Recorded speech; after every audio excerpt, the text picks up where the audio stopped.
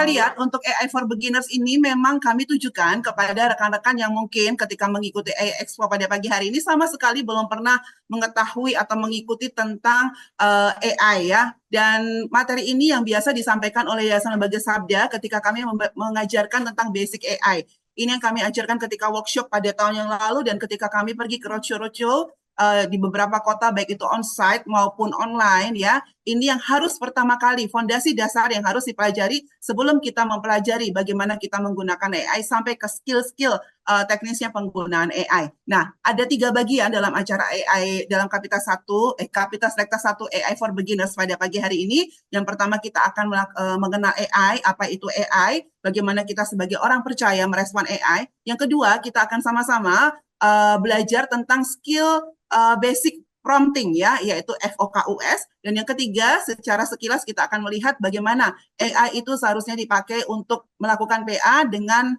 belajar sedikit tentang PA dengan AI. Ya, saya akan mulai untuk AI basic atau pengenalan AI. Nah, mungkin di sini banyak Bapak Ibu Saudara sekalian yang bertanya sebenarnya apa sih itu AI? Apakah dia berbeda selama ini kita sudah menggunakan Google dan sebagainya? Dan banyak juga orang yang berkata-kata ya, apa sih itu AI? Ada yang bilang AI itu robot, ada yang bilang AI itu alien ya.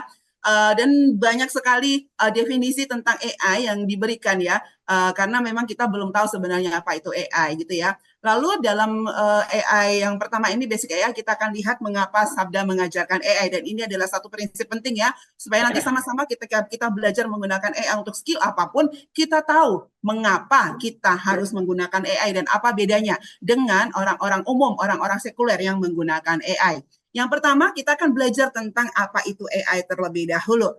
Ya, kita akan samakan pemikiran kita akan samakan definisi kita tentang apa itu AI. AI atau Artificial Intelligence ini adalah mesin yang mampu untuk belajar ya. Jadi kemampuan mesin, kemampuan untuk meniru kecerdasan manusia ya. Ini bicara tentang fungsi kognitif manusia dalam melakukan berbagai tugas ya. Jadi dia dilatih ya, dia belajar supaya nanti dia bisa melakukan berbagai tugas seperti penalaran, pembelajaran, pembahasan, pemecahan masalah dan sebagainya.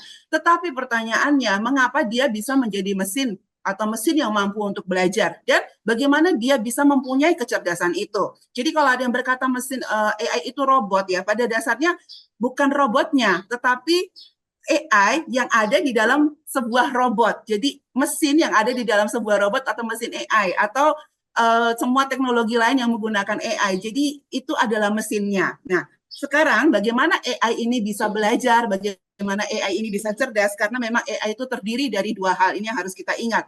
Yang pertama, ya, AI ini sendiri itu adalah ML dan LLMS. Apa itu ML? ML ini artinya machine learning, mesin yang bisa belajar. AI ini memang dirancang ya sebagai machine learning, dirancang untuk bisa belajar sama seperti dengan manusia dan dia berkembang ya dengan apa yang dia pelajari, kecerdasannya itu semua berkembang. Nah, lalu bagaimana dia bisa belajar? Kalau Bapak Ibu Saudara sekalian belajar supaya bisa menjadi lebih pintar, biasanya apa yang dilakukan? Pasti belajar, bukan? Dan bagaimana kita belajar supaya kita bisa mendapatkan banyak data? Ya, kalau kami ketemuan di roadshow atau dalam pelajaran-pelajaran itu pasti mereka banyak belajar membaca buku, googling, ya belajar dari internet. Sama halnya dengan AI ini sendiri. Bagaimana AI ini bisa cerdas? Bagaimana AI ini bisa belajar? Karena dia memakan data, ya. Dia punya begitu banyak input data. Dari mana datanya? Di training data, dia belajar dari data seluruh isi internet. Sama halnya ketika kita belajar. Ya kita harus belajar dari buku-buku. Mungkin dari kita lahir sampai saat ini, sudah ada 100 buku, 1000 buku, 10.000 buku, mungkin ada yang sudah membaca puluhan ribu buku gitu ya, untuk kita bisa mendapatkan data, supaya kita bisa pintar, kita bisa cerdas. Nah AI ini dia belajar dari seluruh isi internet. Berapa banyak isi internet yang dia pelajari? Berapa banyak isi internet yang dia makan supaya dia bisa menjadi mesin yang pintar? Ada perkembangannya, GPT-3 itu 175 miliar parameters data, GPT-4, tetapi sekarang kita masuk dalam era GPT-4o. Dan sekarang data yang dimakan oleh AI ya itu tidak bisa terhitung lagi saking banyaknya. Sedangkan kita sendiri ketika membaca satu buku, apakah kita bisa menghafal seluruh isi buku itu dari pendahuluan sampai akhir? Ya, kecerdasan kita terbatas ya. Tetapi dengan adanya AI kita punya asisten ya, kita punya alat, kita punya mesin yang dapat menolong kita juga untuk bisa lebih meningkatkan lagi atau menambah kemampuan kita dalam memecahkan berbagai masalah. Saking banyaknya data, saking cerdasnya AI ini melebihi dari kapasitas manusia, banyak orang berkata AI is scary. Dan betul ya, AI memang bahaya. Ya, setiap teknologi baru itu pasti ada bahayanya, apalagi ini bicara tentang AI yang sudah bicara tentang kecerdasan, kemiripan kecerdasannya dengan manusia, bahkan dia bisa punya data yang lebih besar daripada yang bisa ditelan atau bisa dimakan oleh manusia, Bapak Ibu Saudara sekalian ya. Tetapi berbicara tentang hal yang menakutkan ya, tentang bahayanya. AI sebagai teknologi yang baru, dia memang punya bahaya. Sama halnya dalam perkembangan kita teknologi-teknologi yang ada ya. Tadi Pak Max sudah menjelaskan yang mengikuti Kapitas di Pleno 1. Api itu punya bahayanya sendiri, tetapi dia juga punya manfaat. Dengan api kita bisa memasak, membuat sepotong ayam bakar yang enak sekali. Tetapi dengan api juga kita bisa membuat rumah bakar. Ya, rumah bakar itu rumahnya habis terbakar. Listrik ya sama ya, dengan listrik kita bisa menikmati hari ini, kita bisa belajar sama-sama ya, dengan teknologi internet kita bisa belajar sama-sama. Tetapi kalau listrik itu memberikan ada konslet dan sebagainya ya, listrik itu sendiri juga bisa membuat apa, bahkan sampai merenggut nyawa ya. Setiap teknologi baru itu pasti ada bahayanya ya, pasti ada bahayanya, dan setiap teknologi baru itu pasti menyimpan tantangannya. Bagaimana kita bisa menggunakannya, bagaimana kita bisa memanfaatnya. Karena ya, tadi kita balik lagi kepada mengapa AI itu sangat berbahaya. AI memang sangat berbahaya, sangat-sangat berbahaya. Kami tidak akan pernah memberikan kalau orang Jawa bilang ayam-ayam ya, memberikan positive thinking bahwa AI itu tidak berbahaya. AI pada dasarnya berbahaya, Bapak Ibu Saudara sekalian ya. Tetapi dia berbahaya kalau kita pakai dengan cara yang salah. Ini harus selalu kita ingat, kita pakai dengan motivasi yang salah, dengan tujuan yang salah. Tetapi bagaimana AI yang berbahaya ini bisa menjadi AI yang menolong kita, menjadi alat yang bermanfaat bagi kita. Pastinya kalau dipakai dengan cara yang benar, dengan motivasi yang benar, dan dengan tujuan yang benar. Sebagai orang percaya, ya, apa dasar kebenaran kita? Apa fondasi kebenaran kita? Ya, yang pasti adalah Alkitab. Kebenarannya, cara yang benar, tujuan yang benar, dan motivasi yang benar ya, itu akan membuat kita aman sebagai orang percaya memakai AI. Karena apa? Kita punya kebenaran firman Tuhan. Kita punya literasi Alkitab ya, dan kita harus mengokohkan diri kita dulu, melandaskan iman kita dulu kepada kebenaran firman Tuhan, supaya segala sesuatu yang berbahaya dari teknologi AI ini dapat kita gunakan secara aman. Tetapi ya, setelah kita punya literasi Alkitab, kita juga perlu tahu literasi digital. Kita perlu punya literasi AI, pengetahuan umum tentang dunia digital, pengetahuan umum tentang dunia AI, dan AI Expo pada hari ini menolong kita juga untuk lebih punya literasi digital, memiliki literasi AI. Dan bagaimana supaya skill kita bisa terus meningkat ya, pastinya kita harus punya kecerdasan digital dan kecerdasan AI, Bapak Ibu Saudara sekalian. Dengan kecerdasan digital, dengan kecerdasan AI, kita bisa meningkatkan skill-skill kita. Kita bisa meningkatkan kewaspadaan kita ketika kita menggunakan AI di dunia yang berbahaya. Ketika kita memanfaatkan AI yang berbahaya ini ya, kita harus punya kecerdasan supaya kita bisa memanfaatkannya lebih lagi dalam kehidupan kita, utamanya dalam pelayanan. Dan tentunya ya, kita tidak akan punya literasi digital yang terasa, kita tidak akan punya kecerdasan AI yang terasa kalau kita tidak pernah belajar dan bereksperimen. Dengan belajar, dengan bereksperimen terus-menerus, karena perkembangan AI ini cepat sekali ya, kita akan tahu bagaimana memanfaatkannya sesuai dengan kebutuhan kita, sesuai dengan hal-hal yang sangat kita perlukan untuk mengembangkan diri, terutama dalam pelayanan. Ya, bicara tentang AI quotient ya, AI quotient ini adalah seperangkat keterampilan teknis AI, metakognitif, sosio-emosional yang didasarkan pada nilai-nilai moral universal. Jadi semua orang yang menggunakan AI itu harus punya AI quotient. Ya, semua skill-skill yang dibutuhkan siapapun, baik orang percaya maupun orang tidak percaya ya, semua harus punya AI quotient ini supaya bisa menghadapi tantangan dan bisa memanfaatkan peluang pada era AI. Tetapi yang harus kita ingat sebagai orang percaya, AI quotient ini dibuat, dibentuk, dan dirancang berdasarkan nilai-nilai sekuler, berdasarkan nilai-nilai moral universal yang tujuannya apa? Tujuannya adalah kembali kepada manusia itu sendiri. Sebagai orang percaya, ketika kita menggunakan AI, kita belajar AI, tujuan kita adalah untuk mencapai AIQ Kristen, kecerdasan AI Kristen, yang bukan didasarkan pada nilai-nilai moral universal, tetapi didasarkan pada prinsip-prinsip firman Tuhan. Itulah sebabnya sangat penting mempelajari ya, apa itu AI dan bagaimana firman Tuhan berkata tentang teknologi sehingga nanti kita bisa menerapkan pemanfaatan AI ini secara benar ya, dengan cara yang benar, tujuan yang benar, motivasi yang benar berdasarkan firman Tuhan. Jadi AI Quotient Kristen ini adalah sama tadi dengan yang umum ya, keterampilan teknis AI, metakognitif, sosio-emosional, yang komprehensif, tetapi tidak didasarkan pada prinsip-prinsip universal, tetapi kita dasarkan pada prinsip-prinsip Alkitab. Tujuannya apa? Supaya kita bisa menghadapi tantangan, kita bisa memanfaatkan peluang pada era AI dengan kepentingan yang begitu besar, kepentingan yang lebih besar lagi, yaitu untuk kemuliaan Tuhan dan untuk kerajaan Allah. Itulah yang kami sebut dengan AI for God. Harap sampai di sini kita bisa memahami ya. Dari pengertian AI kita berkembang. Mengapa kita sebagai orang percaya harus belajar AI dan harus punya kecerdasan AI, Bapak Ibu Saudara sekalian. Itulah sebabnya mengapa Sabda mengajarkan AI. Supaya kita bisa punya pemahaman prinsip-prinsip atau AIQ itu bukan hanya AIQ umum, tetapi juga kepada AIQ Kristen. Saat ini kita diperhadapkan ya, secara umum kita diperhadapkan kepada fakta-fakta ya. Ada AI 4321, mengapa Sabda mengajarkan AI ini ke gereja kepada orang percaya dan sebagainya. Ada 4 formula yaitu AI 4321. Ada 4 fakta, ada 3 tujuan, ada 2 hasil dan 1 keinginan. 4 fakta. Fakta yang pertama adalah AI is here. Tadi Pak Max sudah menjabarkan. Bahkan sejak 2 tahun yang lalu dari Yayasan Lembaga Sabda sendiri sudah berjibaku mendorong semua staf untuk belajar memanfaatkan AI agar nanti kami bisa mengajarkannya, mengedukasi gereja untuk bisa memanfaatkannya ya.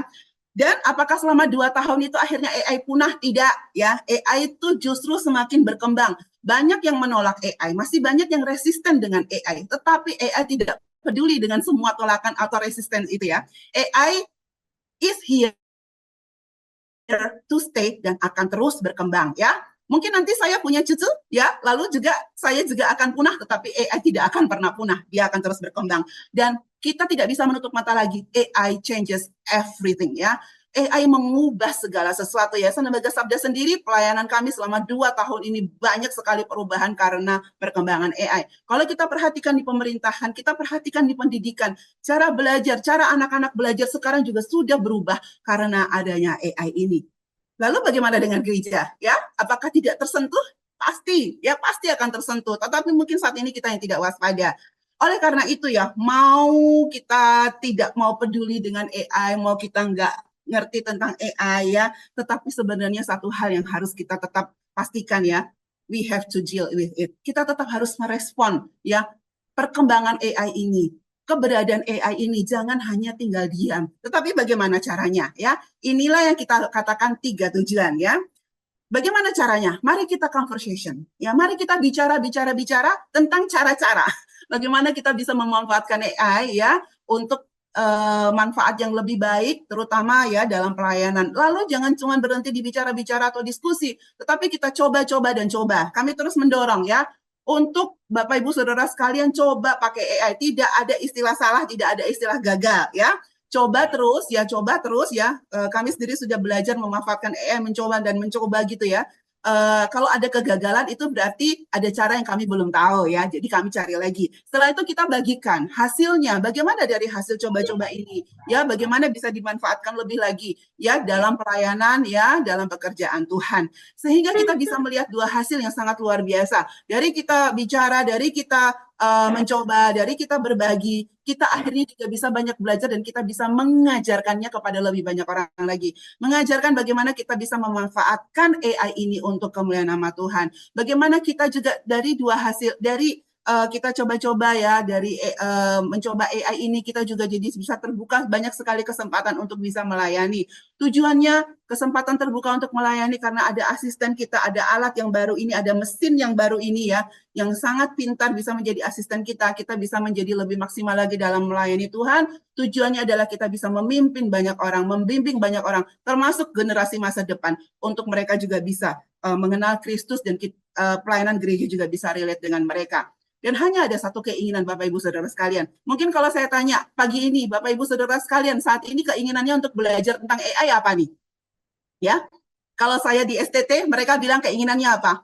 Untuk bikin tugas. Ya, kalau saya di kalangan hamba Tuhan, biasanya saya tanya, keinginannya apa Bapak Ibu Saudara sekalian untuk belajar AI? Supaya nanti bisa menolong dalam menyusun khotbah. Ya, tapi kita mau hapus semua keinginan-keinginan kita itu. Kita hanya harus punya satu keinginan kenapa kita belajar AI saat ini.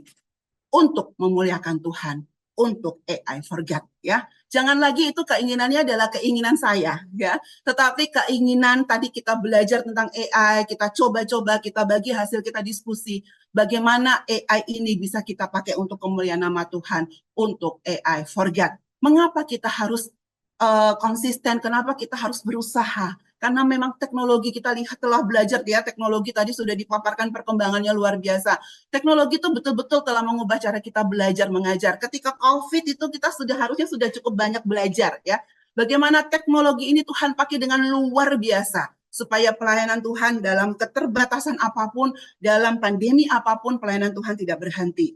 Dan ketika COVID selesai, begitu COVID selesai, Tuhan izinkan AI masuk dan AI berkembang, gereja sudah siap ya dengan teknologi yang baru ini karena sudah ditempa ya untuk dipaksa memanfaatkan teknologi digital pada masa COVID. Tuhan masuk dengan teknologi AI ya, dan teknologi AI itu mengubah banyak cara kita belajar, mengajar, termasuk juga cara kita melayani. Dan ini harus terus kita ingat karena AI is the future. Kenapa? Ya, saat ini gereja, saat ini kita memasuki dunia AI. Dan siapa yang ada di dunia AI, Bapak Ibu Saudara sekalian?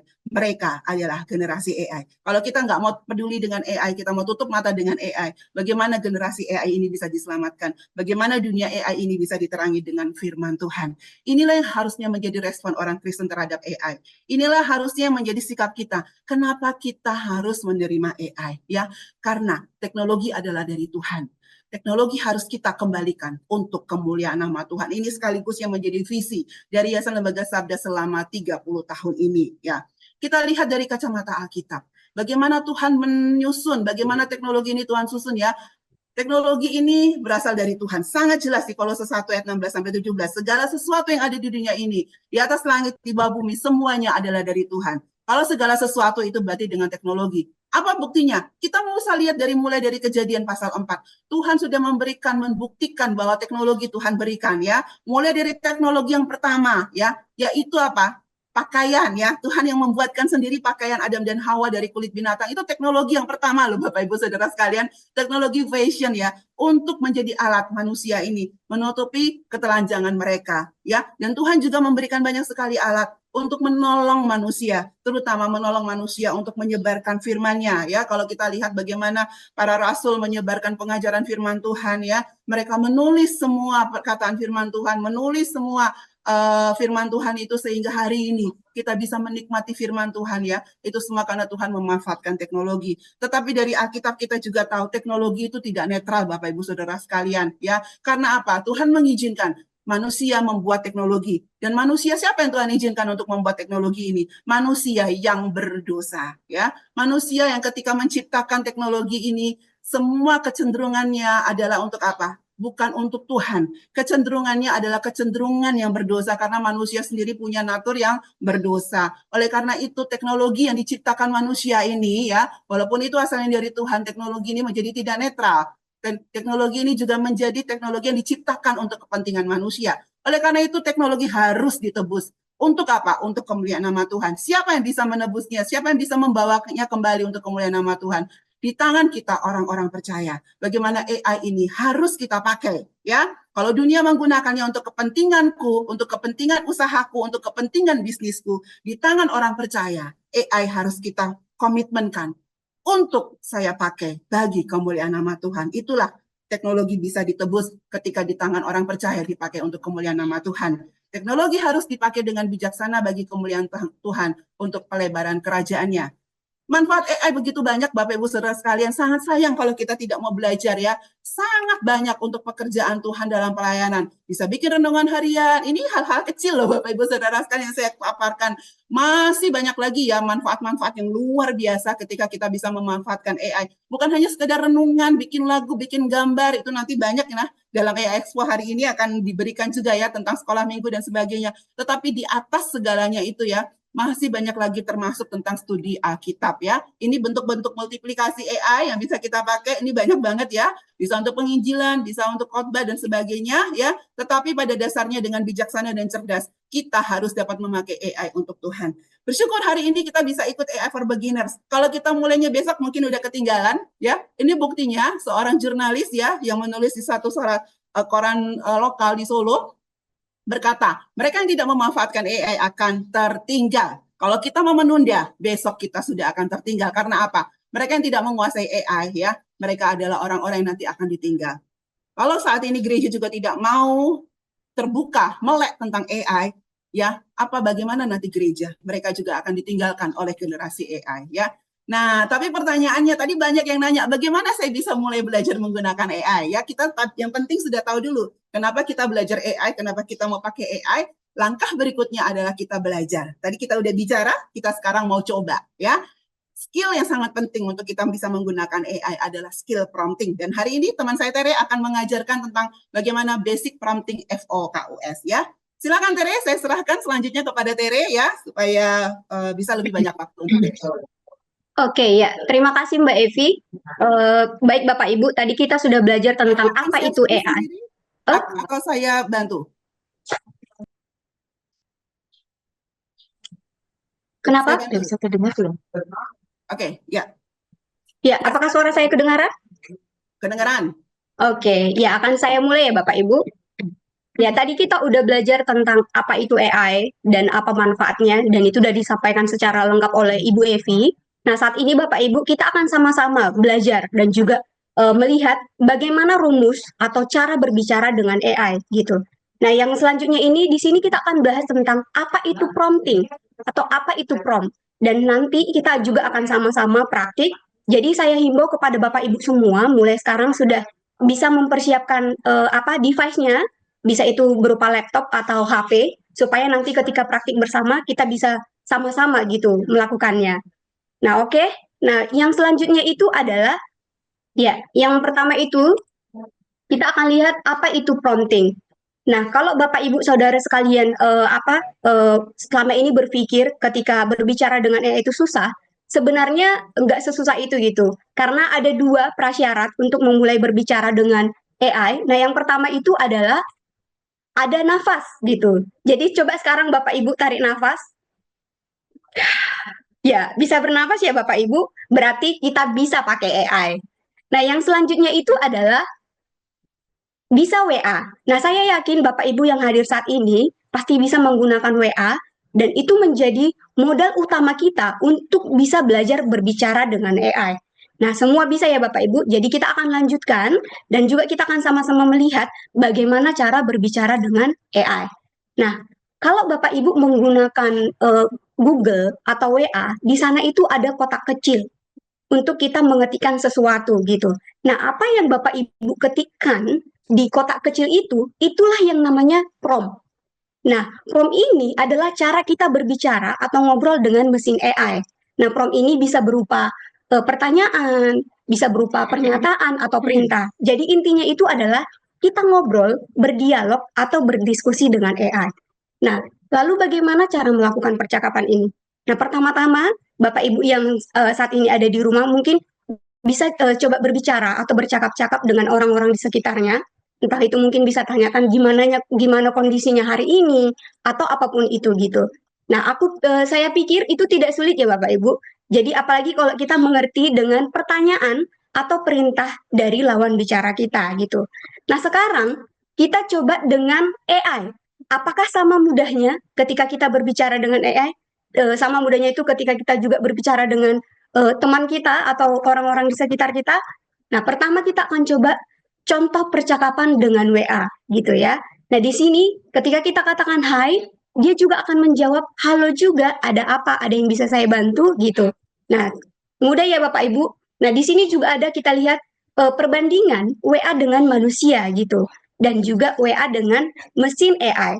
Kalau kita sama-sama melihat Bapak Ibu, di sini jawabannya itu sama gitu dan mudah. Makanya kami ya, jadi kalau kita lihat di sini ketika kita bisa ber-WA dengan manusia, kita juga pasti bisa WA dengan mesin gitu, atau bahkan WA dengan AI. Jadi Bapak Ibu nggak perlu khawatir, karena itu sangat mudah, dan kalau kita lihat perbandingannya, keduanya sama. Nah, namun, untuk berbicara dengan WA ini Bapak Ibu, kita membutuhkan cara atau rumus atau formula supaya kita bisa berbicara dengan AI gitu. Nah, salah satu rumus yang bisa kita gunakan itu adalah rumus FOKUS. Nah, kalau Bapak Ibu lihat di layar saya ini, ada di sini gambar apa ya, pembesar. Nah, kita tahu kalau ketika kita menggunakan kaca pembesar itu, ketika kita melihat, maka apa ya, semakin kita perjelas, semakin detail apa yang kita lihat gitu. Begitu juga ketika kita berbicara dengan AI. Makin kita fokus, jawaban yang diberikan juga akan semakin detail, jelas, dan tepat gitu. Lalu apa itu fokus Bapak Ibu? Kita akan eh, lihat bersama. Nah, fokus ini merupakan formula atau rumus yang dibuat oleh Yayasan Lembaga Sabda untuk menolong kita berbicara dengan AI. Jadi ini merupakan singkatan ya Bapak Ibu. Nah, yang pertama F itu merupakan format, O itu merupakan objektif, dan K itu adalah konteks, U itu user atau usage, sedangkan S itu spicy atau spesial. Nah, kita akan bahas dan juga kita akan kupas satu persatu apa makna dari fokus ini. Nah, yang pertama itu adalah format atau F ya Bapak Ibu. Nah, format ini berbicara tentang bentuk hasil dari AI yang kita inginkan. Nah, apakah itu berupa paragraf, bullet point, artikel, lagu, puisi dan lain-lain. Jadi semua dapat kita tuliskan dalam bentuk atau prompt yang tepat di prompt tersebut gitu. Nah, yang kedua itu adalah objektif. Nah, objektif ini berbicara tentang tujuan. Jadi, ketika kita menulis prompt, pasti kita punya tujuan gitu untuk apa ketika kita memerlukan bantuan AI ya. Nah, tujuannya itu pastinya ada di kepala kita, tapi AI tidak akan bisa membaca isi dari kepala kita Bapak Ibu. Makanya kita butuh penjelasan. Contohnya itu kita minta penjelasan tentang kasih gitu untuk menjelaskan konsep atau melakukan PA atau juga mengajarkan anak-anak tentang kasih ini gitu. Jadi tujuannya itu harus sangat-sangat jelas. Nah, yang selanjutnya itu adalah K atau disebut juga konteks. Nah, konteks ini adalah tentang batasan Bapak Ibu. Bisa juga kondisi atau latar belakang gitu. Untuk hasil AI yang kita minta. Nah, kita sudah tahu ya, AI itu memiliki data yang sangat besar Bapak Ibu. Jadi, bahkan nggak bisa kita hitung. Makanya itu agar dapat atau hasilnya itu nanti tepat, kita itu harus punya batasan gitu. Misalnya batasan konteksnya itu dari perspektif Alkitab atau mungkin dari budaya Indonesia atau arti teologis, bahkan juga pandangan Kristen dan lain-lain yang dibutuhkan. Nah, yang selanjutnya itu adalah U, user atau usage. Nah, ini bicara tentang informasi. Jadi, informasi itu bisa siapa Anda yang membuat prompt gitu, dan juga siapa audiens Anda, dan juga peran AI dari sudut pandang sebagai siapa gitu. Nah, bisa pakai topik ya Bapak Ibu. Misalnya seperti ini. Saya pengguna itu sebagai guru. Terus itu target saya itu remaja usia 13 atau sampai 17 tahun.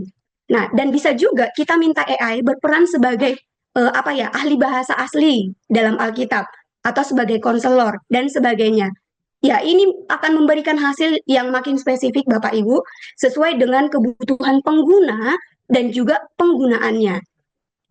Nah, selanjutnya itu adalah dan yang terakhir spicy atau S, di sini ada spesial, spesifik dan juga style. Nah, spicy ini artinya bumbu khusus atau juga kekasan yang unik gitu Bapak Ibu. Nah, seperti ketika saya pesan nasi goreng, saya pasti bilang ke pedagangnya itu buat level 1, level 2 atau level sebagainya gitu. Nah, dalam hal ini itulah yang disebut dengan spicy. Dalam prompting disebut dengan gaya, ciri khas ciri khas atau spesifik tambahan yang kita berikan. Nah, misalnya kita minta dalam bahasa gaul, dalam bahasa formal, atau mungkin sifatnya itu akademis gitu. Bahkan kita bisa juga untuk diberikan emoticon dengan memberi, dan jadi hasilnya itu akan memberikan apa ya, nilai lebih terhadap generate AI tersebut. Terus selanjutnya itu adalah eh, di sini kalau Bapak Ibu lihat disampaikan bahwa fokus adalah kunci sukses prompt yang baik. Nah, tadi kita udah sama-sama lihat dan juga perhatiin di sini format itu merupakan struktur, jenis tulisan atau tata letak yang diinginkan, sedangkan objektif itu adalah tujuan atau alasan dari permintaan, dan juga konteks itu adalah latar belakang, kondisi atau scope yang diinginkan, sedangkan user itu adalah siapa pengguna dan penggunaannya. Dan juga spicy itu bumbu khusus atau kekasannya. Oke Bapak Ibu, kalau Bapak Ibu ingin belajar lebih lanjut tentang fokus ini, Yayasan Lembaga Sabda sudah menyediakannya di situs ai.sabda.org. Silakan kunjungi dan dapatkan lebih banyak di sana materi tentang fokus dan lebih detail lagi gitu ya. Nah, kita akan demo atau praktik. Jadi Bapak Ibu silakan siapkan device-nya seperti yang saya katakan tadi. Saya akan coba pelan-pelan dan semoga Bapak Ibu bisa mengikuti apa ya, arahan atau instruksi yang saya sampaikan. Nah, yang pertama itu kita coba ketikkan apa ya, ChatGPT. Jadi buka google.com. Jadi ketikkan di sana chatgpt.com.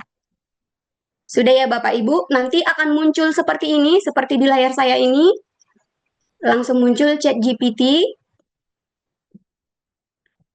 Ya, jika halaman sudah bersedia, kita akan praktik bersama. Jadi, seperti yang saya katakan, yuk kita dengarkan instruksi dari saya akan coba pelan-pelan untuk menyampaikannya kepada Bapak Ibu. Nah, yang pertama itu kita coba ketikkan di kolom untuk mengetikkan prompt yang ada di ChatGPT tersebut, doa. Hanya kata doa. Kemudian enter. Nah, biasanya Bapak Ibu yang muncul jawabannya itu adalah dalam bahasa Inggris gitu. Apalagi kalau pertama kali masuk ke ChatGPT. Nah, Bapak Ibu jika apa ya, yang muncul itu dalam bahasa Inggris, silakan ketikkan doa dalam bahasa Indonesia supaya yang muncul itu adalah dalam bahasa Indonesia. Ya, seperti yang Bapak Ibu lihat di sini sudah muncul ya doa dalam bahasa Indonesia. Namun Bapak Ibu, jawaban yang diberikan itu belum seperti apa ya, sesuai dengan yang saya mau, karena di sini masih kepanjangan dari doa gitu. Di sini dituliskan masih doa itu adalah death on arrival, yang berarti meninggal saat tiba. Nah, gimana caranya supaya apa ya, doa yang dimaksud itu sesuai dengan apa ya, yang saya harapkan atau yang saya mau gitu. Berarti kita harus kasih apalagi perintah lagi atau prompt lagi, jelaskan apa itu doa. Sudah ya Bapak Ibu? Sudah muncul? Nah, di layar saya ini muncul doa dan pengertiannya. Di sini dikatakan doa adalah suatu bentuk komunikasi atau permohonan yang disampaikan secara seseorang kepada Tuhan atau kekuatan spiritual lainnya. Namun Bapak Ibu, yang muncul itu masih dalam bentuk paragraf gitu. Nah, saya sebagai pengguna ingin mendapatkan jawabannya itu dalam bentuk poin-poin. Makanya kita bisa mengatakan apa itu doa dalam bentuk poin-poin. Nah, karena tadi yang saya dapatkan itu masih dalam bentuk paragraf Bapak Ibu, saya ingin mendapatkannya itu dalam bentuk poin-poin. Jadi ini udah berbicara tentang format. Jadi silakan ketikkan kembali di track yang baru itu apa itu doa dalam poin-poin. Nah, di sini kalau Bapak Ibu lihat sudah muncul, jadi dijelaskan doa itu komunikasi dengan Allah, ekspresi iman dan lain-lain. Nah, selanjutnya itu adalah coba kita lihat juga ini di sini dikatakan juga pertobatan dalam pengampunan, bahkan poin-poin lainnya. Nah, kita akan coba masukkan juga apa ya Bapak Ibu, apa itu doa Hindu? Silakan Bapak Ibu ketikkan di prompt-nya Bapak Ibu. Nah, di situ juga nanti akan muncul apa itu doa Hindu. Nah, Bapak Ibu kalau karena kita tadi sudah menggunakan apa ya cara fokus tadi, dan kita udah sampaikan format yang kita inginkan, doa dalam Hindu itu pun sudah muncul dalam bentuk poin-poin. Jadi dia sudah mengikuti prompt atau perintah yang kita sampaikan tadi. Nah, selain itu saya juga ingin belajar lebih dalam tentang doa ini gitu. Coba kita lihat dari pandangan apa itu doa Islam gitu. Nah, di sini tadi udah dilihat ya. Di sini apa itu doa Islam?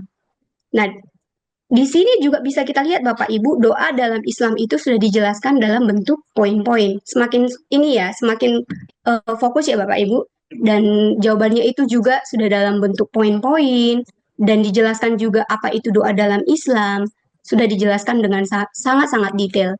Nah, kalau kita coba lagi, lebih spesifik lagi, dan itu dari pandangan Kristen gitu, seperti yang saya katakan tadi, kita masukkan lebih spesifik, coba kita ketikkan apa doa Kristen dalam pandangan Alkitab, juga memberi ayat referensi atau ayat pendukungnya.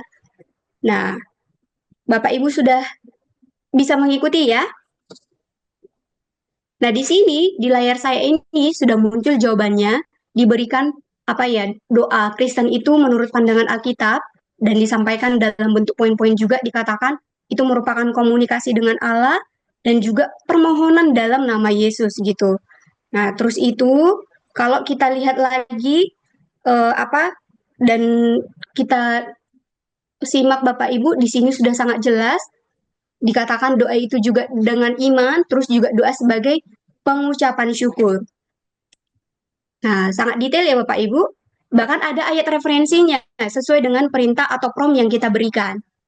Terus itu, ini sebagai kesimpulan Bapak Ibu. Jadi, prompt yang kita berikan itu atau rumus yang kita berikan itu nggak harus apa ya berurut gitu. Yang penting di dalamnya itu semuanya ada fokus.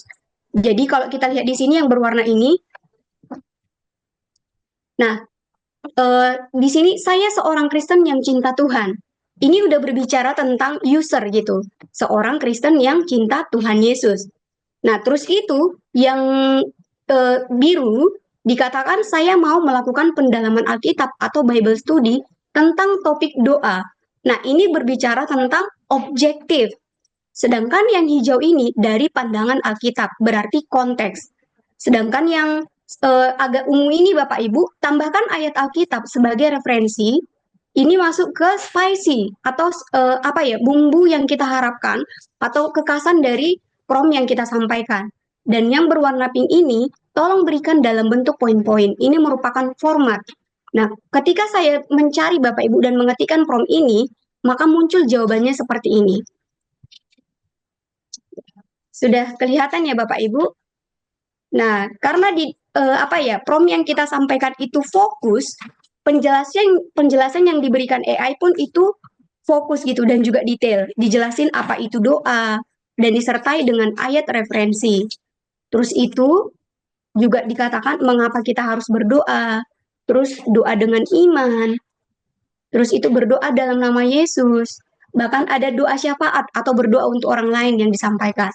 Doa juga sebagai wujud syukur kita. Doa itu merupakan pengakuan dosa pertobatan. Doa untuk memohon petunjuk.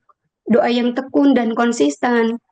Ya, Bapak Ibu, ini dia jawabannya. Ya, saya berharap Bapak Ibu yang di rumah juga itu bisa mengikuti dan juga mendapatkan jawaban nggak mirip Bapak Ibu. Maksudnya jawaban yang kita dapat itu nggak mirip karena apa ya AI itu nggak memberikan jawaban yang menghafal gitu, tapi sesuai dengan perintah yang kita berikan. Oke, ya karena kita sudah mencoba, ada juga bonus yang bisa kita lihat. Nah, dengan memasukkan apa ya rumus dari spicy tadi gitu. Nah, di sini dikatakan tolong buatkan saya renungan pendek tentang doa untuk anak berusia 7 tahun disertai pertanyaan diskusi. Ya, di sini bisa Bapak Ibu lihat jawabannya itu diberikan ada renungan pendek disertai ayat Alkitab dan juga apa ya isinya juga diberikan. Terus itu ada kegiatan yang di apa juga Bapak Ibu yang diberikan sama mereka. Kegiatan yang bisa kita lakukan untuk mengajarkannya kepada anak-anak tersebut. Dan disertai dengan pertanyaan diskusi. Pertanyaan diskusi ini bisa kita gunakan sebagai pembahasan lanjutan dari renungan yang diberikan tadi. Nah, selain itu kita juga bisa minta buatkan lagu Bapak Ibu. Jadi ini ada muncul lagunya dan dan yang terakhir itu kita juga bisa minta kalau Bapak Ibu masih ingat yang saya jelaskan tadi, ada minta tentang di Spicy itu emoticon. Kita juga bisa minta itu kepada AI. Jadi kasih aja perintah, tolong buat pendalaman Alkitab sederhana tentang doa Bapa kami untuk remaja disertai emoticon. Nah, Bapak Ibu lihat ya di sini, di setiap poin-poinnya itu ada emoticon yang diberikan. Nah, ini dia penjelasan dari setiap bagian doa Bapa kami juga sangat jelas disampaikan. Terus itu juga ada sebagai renungan pribadi. Ada aktivitas yang ditawarkan juga yang bisa kita lakukan. Nah, bagaimana kira-kira kesannya Bapak Ibu? Ya, karena masalah waktu memang nggak bisa sedetail kita waktu demo ya Bapak Ibu. Karena seperti yang dikatakan ini waktunya juga sangat-sangat terbatas. Jadi kami hanya bisa menyampaikan dengan praktik dan harapannya Bapak Ibu bisa mengikutinya tadi. Nah, AI akan terus berkembang dan kita harus mulai belajar sekarang Bapak Ibu, karena kalau tidak, kita pasti akan ketinggalan gitu. Karena AI ini memang menawarkan banyak manfaat atau peluang yang sangat besar. Bisa kita gunakan dalam berbagai bidang juga gitu, seperti pendidikan, gereja, pelayanan, dan sebagainya. Nah, kalau Bapak Ibu ingin lihat lagi lebih lanjut tentang strategi-strategi prompting lain, karena ini merupakan basic gitu. Jadi masih ada strategi lain dalam sebagai rumus atau cara kita berbicara dengan AI. Ya, silakan kunjungi link yang kami cantumkan dan juga kita akan tadi sudah mempraktikkan atau conversation dengan AI, WA dengan AI sudah kita coba. Nah, sekarang kita akan lanjutkan dengan ber-PA dengan AI gitu. Nah, untuk materi ini akan disampaikan oleh rekan saya yaitu Ibu Santi. Ya, terima kasih Tere. Ya, shalom Bapak Ibu Saudara, perkenalkan saya Santi. Saya akan melanjutkan materi untuk yang lebih mendalam. Jadi kalau membahas tentang AI atau belajar tentang AI, sebenarnya kita itu tidak cukup ya hanya dengan membuat prompt yang baik dan juga efektif dan juga bisa melakukan percakapan gitu ya dengan AI sampai enak gitu ya. Atau mungkin dengan percakapan konversasional yang bagus gitu. Itu sebenarnya tidak cukup ya, tidak hanya berhenti di situ atau juga kita memikirkan, oh ketika kita memakai AI berarti cukup nih dengan bisa WA dengan AI gitu ya. Ternyata enggak Bapak Ibu Saudara. Jadi kita akan bisa melakukan PA dengan AI karena ini sangat-sangat penting bagi kita sebagai orang percaya. Ya, karena itu saya akan menyampaikan materi ya terkait tentang AI dan studi Alkitab. Jadi harapannya Bapak Ibu Saudara akan bisa melakukan PA atau pendalaman Alkitab dengan menggunakan AI. Ya, seperti yang kita tahu ya Bapak Ibu Saudara, AI adalah teknologi terbaru dan teknologi ini, AI ini harus ditebus supaya bisa dipakai untuk memuliakan Tuhan. Ya, kita juga pasti ini ya harus ingat juga bahwa AI seperti teknologi yang lainnya, AI ini tuh hanyalah alat Bapak Ibu Saudara. Jadi kita juga harus sadar kalau semua alat itu tidak sama gitu ya. Ya kalau kita dengar kata AI ini pasti kita sudah langsung klik. Oh iya ini artificial intelligence gitu ya. Tetapi dalam konteks ini saya ingin mengajak Bapak Ibu Saudara gitu ya untuk main kata sedikit nih dengan kata AI ini. Ya Bapak Ibu bisa lihat ya AI atau AI. Ya, AI. Tadi saya sudah mention ya, AI hanyalah sebuah alat gitu ya. Tapi alat untuk apa gitu? AI ini dipakai untuk apa gitu ya? Ada AI atau AI. Kira-kira Bapak Ibu Saudara mau tebak gimana nih? AI yang pertama, A-nya pasti alat. I-nya apa nih? Silakan Bapak Ibu Saudara kalau mau Iblis. coba menebak. Ya? I-nya apa, Pak? Iblis. Iblis. Ya. Oke, AI yang pertama. Intelligent. Oh, intelligence. Iya, alat yang AI yang pertama adalah alat iblis. Iya, jadi ketika AI ini berada di tangan orang yang tidak percaya, yang tidak punya belas kasihan, maka AI ini akan dipakai untuk melakukan hal yang jahat, hal yang negatif. Atau bisa juga AI ini justru dipakai untuk memuaskan memuaskan ambisi atau keinginan pribadi saja. Ya, ini AI yang pertama ya. Kalau AI yang kedua gimana Bapak Ibu Saudara? Alat apa ini? Silakan tebak. Ilahi. Iya, alat ilahi. Ada lagi yang mau tebakinya apa? Alat interaksi. Alat Injil, alat interaksi, Asisten AI. asisten AI. Oke, Wak. Saya. Oh, Jadi AI saya asisten ya, pribadi. asisten saya gitu ya. Iya. Oke, ya. AI yang kedua adalah alat Injil. Ya, kita bisa lihat ya, ada alat iblis, alat Injil. Lalu kita sebagai orang percaya, bagaimana nih? AI di tangan orang percaya harus menjadi apa ini? Ya, AI harus menjadi alat Injil. Pastinya kita yang sudah ditebus oleh Tuhan, kita harus memanfaatkan AI ini, harus menebus AI ini untuk bisa dipakai memuliakan Tuhan. Nah, gimana caranya? Mari kita gunakan AI untuk belajar Alkitab. Karena dengan kita belajar Alkitab, kita akan mengenal Tuhan lebih lagi, kita akan mengalami pertumbuhan rohani, dan kita akan bisa mengerti kehendak Tuhan atas hidup kita. Ya, kalau kita ngomongin PA dengan AI nih, Bapak Ibu Saudara, ya tadi kan ini ya AI itu sebagai alat gitu ya.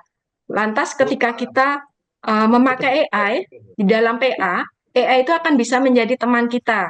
Jadi Bapak Ibu Saudara bisa bayangkan ketika kita ada di dunia nyata gitu ya, di gereja atau di kelompok persekutuan gitu ya. Ketika kita melakukan belajar Alkitab, kita kan pasti punya teman nih ya. Punya teman, kita bisa diskusi, bisa ngobrol gitu ya. Dengan AI itu sama gitu ya. Jadi ini bisa menjadi teman kita, bisa menjadi asisten kita, dan AI ini bisa menjadi alat bantu ketika kita melakukan TA. Oke, ya Bapak Ibu Saudara, kalau kita melakukan PA gitu ya, pasti kan kita punya harapan nih.